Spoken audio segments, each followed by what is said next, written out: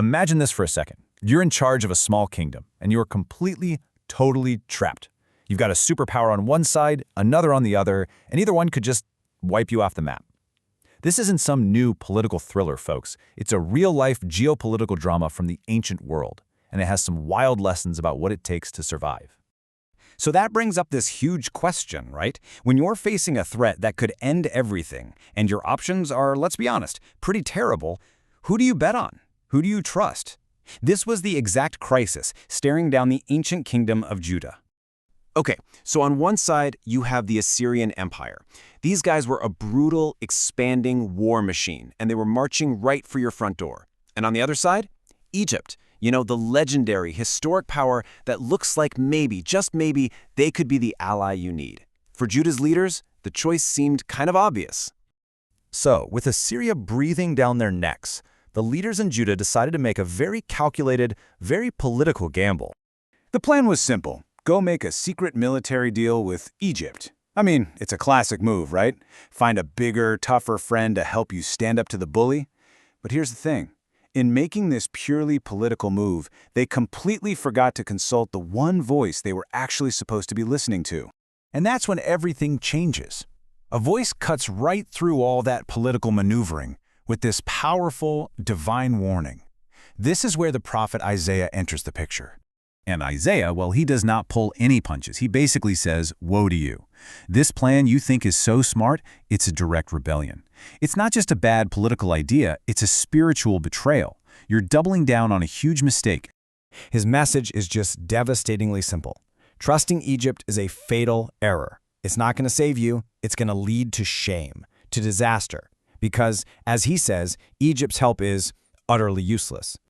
Okay, now this is where it gets super interesting, because the reason why their help is useless is hidden inside this brilliant and kind of tricky piece of ancient Hebrew wordplay. So why? What's the deal with Egypt? Why are they so useless?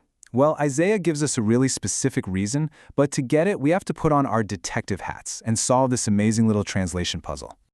All right, check this out. We've got one single verse in Hebrew, but it leads to 3 totally different translations in English. I mean, how do you get from their strength is to sit still all the way to Rahab, the do-nothing? It seems impossible.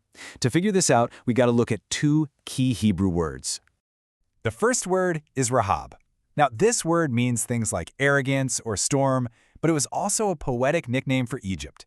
I want you to picture a giant, mythical sea monster, or maybe a massive, terrifying crocodile, just this devouring force of nature. That was Egypt's reputation. That's the power Judah thinks they're getting on their side.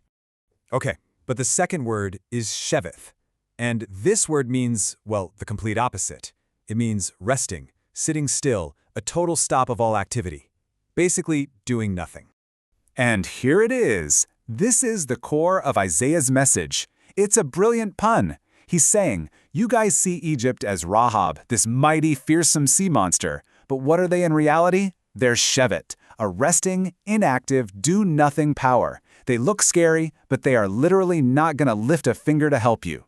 And that's why that NIV translation, Rahab the do-nothing, is just so perfect. It totally captures the pun. Isaiah is exposing Egypt for what they are. A paper tiger, all show, no go. A completely unreliable ally. So what happens when you get a warning that clear and you decide to believe in the fantasy anyway? Well, Isaiah uses this incredibly powerful metaphor to show them exactly what's coming. But the leaders, the people, they don't want to hear it. They basically tell Isaiah, hey, stop with all the hard truths. Just tell us pleasant things. Tell us stuff that makes us feel good.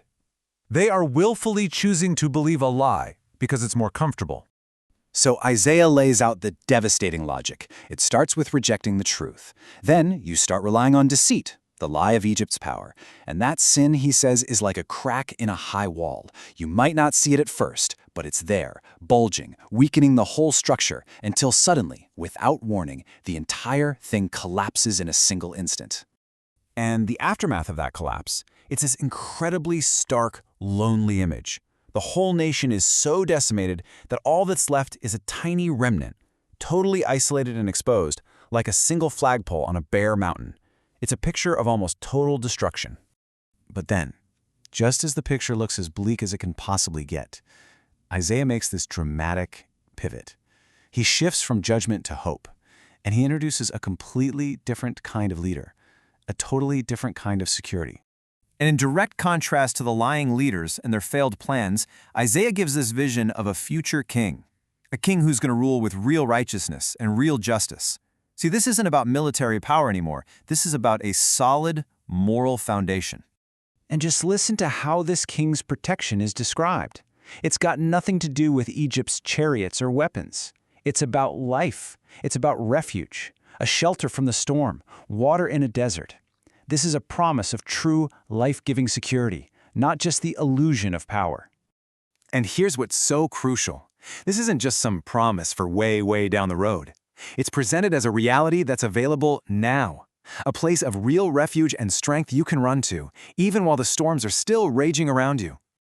So it all brings us back to that first question, doesn't it? The story of Judah forces us to look at our own lives. When we're caught between pressures, when we're in a crisis, where do we look for security? Do we trust in the paper tigers that look big and impressive on the surface? Or do we look for a security that's real, that lasts, and that actually gives life?